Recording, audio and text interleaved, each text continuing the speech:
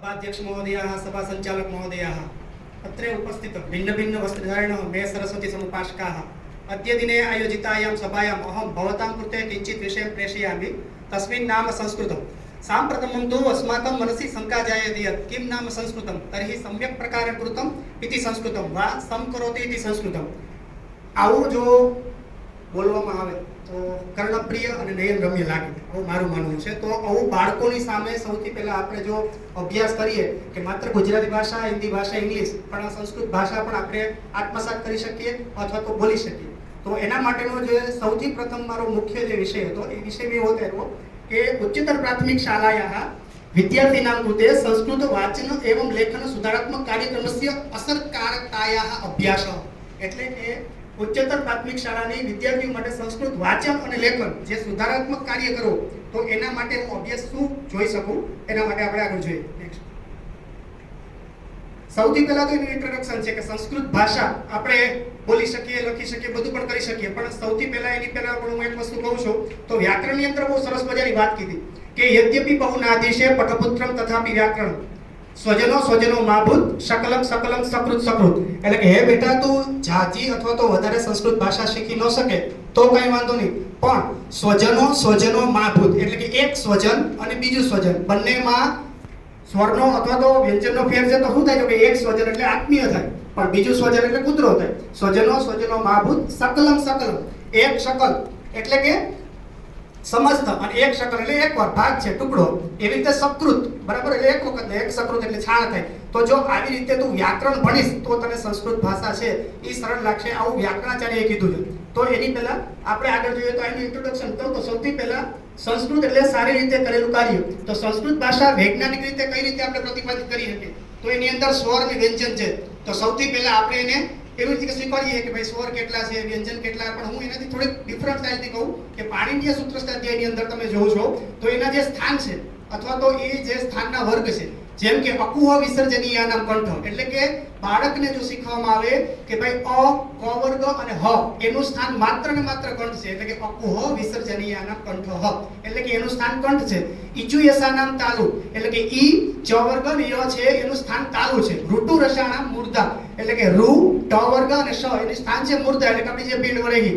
ઋતુ લસાનામ દંતા એટલે કે લ ત વર્ગ અને દાંત એનું સ્થાન છે દાંત। ઉપપદ્માનીયાનામ ઓષ્ઠો ઉ પ વર્ગ આ બધાનું સ્થાન છે ઓષ્ઠ। તો આવી રીતે બાળકોને સ્વર, વ્યંજન અને એના જે ઉચ્ચારણ સ્થાનો છે એ આપણે શીખવી શકીએ। ત્યારબાદ વ્યાકરણનું જે મહત્વ છે એની અંદર સંસ્કૃત ભાષા શીખવા માટે મારા મતે સૌથી વધુ અગત્યનું હોય તો સ્પષ્ટ ઉચ્ચારણ છે।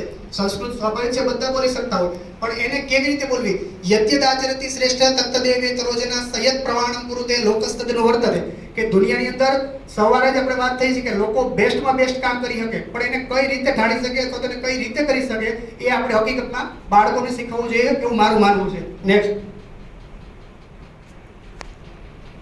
સંસ્કૃતના હેતુઓ શું છે કે વિદ્યાર્થીઓમાં સંસ્કૃત પ્રત્યે રસ જગાવવો કે ભાઈ એ સંસ્કૃત ભાષા છે એને કઈ રીતે આત્મસાત કરે। હું એનું એક નાનું નાનું ઉદાહરણ આપું છું। ધારો કે આપણે અત્યારે કોઈ પણ બાળકોના જન્મદિવસ હોય તો આપણે હેપી બર્થડે ટુ યુ એવા નાના મોટા આપણે કરતા હોય તો મારા મતે મેં મારા બાળકોની શરૂઆતમાં એવું કીધું કે ભાઈ સંસ્કૃતમાં રસરૂચિ જગાવવી હોય તો શું કરી શકીએ તો કે ભાઈ શુભ જન્મદિનમ તુભ્યમ શુભ જન્મદિનમ તુભ્યમ શુભ જન્મદિને તવ હે સકલમ સકલમ ભૂયાત। આવી રીતે તમે કહો કે ભાઈ તમે હેપી બર્થડે તો બોલો જ છો દર વખતે પણ સંસ્કૃતમાં એવું કંઈક વસ્તુ શું કરી શકો કે જેથી તમે બોલો પછી વાંચન અને લેખન ધીમે ધીમે એની તરફ આત્મસાત કરી શકો। તો એના આત્મવિશ્વાસથી સંસ્કૃત બોલવું, નવા શૈક્ષણિક પદ્ધતિનો ઉપયોગ કરવો, ભાષાનો સ્તર ઊંચો લાવવો। નેક્સ્ટ હવે આ સંશોધન પદ્ધતિ મારી આકોરવાડી કન્યા શાળાની અંદર 6 થી 8 ના 75 બાળકો એટલે કે કન્યા શાળા છે ત્યાં કર્યું। એને ચર્ચા, ધીમે ધીમે અવલોકન, ત્યારબાદ લેખનના નમૂના, ખાસ કરીને આજથી 5 વર્ષ 7 વર્ષ પહેલા લગભગ ઘણા ઘણાને ધ્યાને આવ્યું છે કે પાઠ્યપુસ્તક 6 ની અંદર બરાબર ગાવહ આપણે શીખવાડતા હતા પણ ચિત્ર કોનું હતું તો કે બળદનું ચિત્ર હતું। તો બાળક છે એ બબ્બે પ્રશ્ન શરૂઆતમાં કરે શબ્દ વાંચે ત્યારે કે ભાઈ સર અથવા તો બળદ છે તો અહીંયા નીચે તો ગાવહ લખ્યું, હકીકતમાં અહીંયા વૃષભ થવું છે। તો એની આપણે પીઠ સુધારવા માટે અથવા તો આપણે જે અરજી કરી શકીએ કે ભાઈ બાળક છે એના મનમાં તો આવું જ થઈ જાય છે કે કઈ રીતે એને શીખવું અથવા તો કઈ રીતે એને શીખવવું। તો આ રીતે ચર્ચા અવલોકન દ્વારા આગળ સંશોધન પદ્ધતિ આપણે કરી શકીએ। ત્યારબાદ નેક્સ્ટ વ્યાપી શોધ નમૂનો મારી શાળાની બાળકીઓને લીધો હતો આગળ જવા દે। હવે કાર્ય યોજના ખાસ અગત્યની છે। પ્રાર્થના સભામાં સંસ્કૃત શબ્દો, સુવિચારો, પરિચય, જન્મદિવસ શુભેચ્છા આવી રીતે કરી શકાય. જેમ કે પંચ સપ્તાહ દરરોજના છે અમારે, કે ભાઈ ધારો કે 4 ભાષામાં બોલવું હોય તો ગુજરાતીમાં કૂતરો, બરાબર, હિન્દીમાં કુત્તા, સંસ્કૃતમાં શ્વાન અને ઇંગ્લિશમાં ડો. તો આ બધી જે ભાષા છે એ 4 સંસ્કૃતની સાથે સાથે શીખી શકે. પછી તો કે સુવિચાર બોલી શકે, પોતાનો પરિચય બોલી શકે, જન્મદિવસનું આગળ કીધું એ રીતે રોજથી 5 થી 10 શબ્દો બોલી અને વાક્ય રચના તરફ થાય, સરળથી જટિલ તરફ ધીમે ધીમે પ્રાપ્તિ કરતા થાય. નેક્સ્ટ, કાર્યયોજના 2 ની અંદર ચિત્ર પરથી શબ્દો, જે આપણે અત્યારે એકમ કસોટીની અંદર પણ એને કેવો પ્રશ્ન ટાંકવામાં આવ્યો, તો એ નવી રીતે આપણે એને બોલાવીને લખાવી શકીએ. એને અનુલેખન, સંવાદ, નાના નાના શબ્દો, વાક્યો દ્વારા અભ્યાસ, અર્થ સમજાવીને બોલતા લખવાનું અને ક્વિઝ, ખાલી જગ્યા જેવી વસ્તુઓ ધીમે ધીમે આપણે શીખવાડી શકીએ.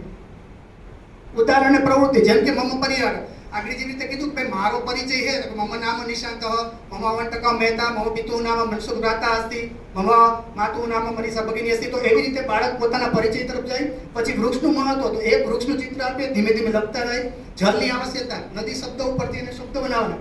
કુદરત, આના બધી સૂર્ય ઉદયથી, એવી અલગ અલગ પ્રવૃત્તિ કરાવવાની, માહિતી એકત્રણ કરાવવાની. નેક્સ્ટ, હવે પરિણામની ચર્ચા, જેની ઉપર છે કે બાળક અત્યારે સંસ્કૃત ભાષાની અંદર, હું મારી શાળાની અંદર વાત કરું એ તરફ જાવ પહેલા, કે અત્યારે જેટલી પણ મારા કન્યા શાળા, કોરવાડી કન્યા શાળા દીકરીઓ છે, જેવી રીતે આપણે થ્રુઆઉટ ગુજરાતી, હિન્દી અથવા તો ઇંગ્લિશ બોલી શકતા હોય, જેમ કે સંસ્કૃત મીડિયમ મારી શાળાની બાળકીઓ થ્રુઆઉટ સંસ્કૃત, બરાબર, એટલે ટોટલી અત્યારે પુરાવા વિધિન કોઈ પણ એડિટિંગ વગર તમને અત્યારે બતાવું.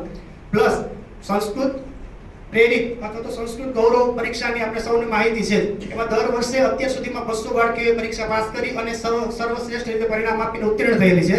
બીજી એક અગત્યની વાત, આ વર્ષે, બરાબર, રાજ્ય કક્ષા દ્વારા આયોજિત ગીતાંશ કંઠપાઠ નામની આયોજન સ્પર્ધા થઈ હતી. એમાં જિલ્લા લેવલે 3 છોકરીઓ શ્રીમદ ભગવદ્ ગીતાના સસ્વર સારી રીતે પાઠ 12મા અને 15મા અધ્યાય તરીકે એ વ્યવસ્થિત રીતે પાસ થઈ અને ઉત્તીર્ણ થઈ.